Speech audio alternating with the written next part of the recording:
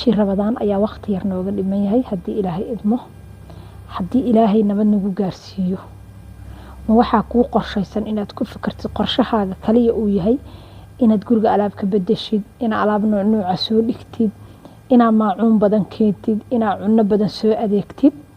waa sidii gabdhaha Soomaaliyeed hadaan nahay qorshaheena koobaad noo ahayd laakiin ka aniga xaliima ahaan maanta waxaan leeyahay abaayo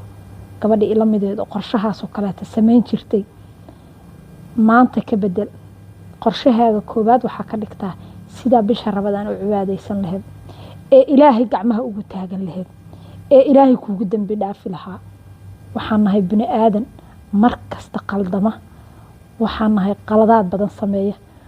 dunidan waxaan ku noolahay qodxaha badan leh dhibka badan leh sharta badan leh Ilaahay in sharteeda uu ka nabad geliyo maanta yoomal qiyaamana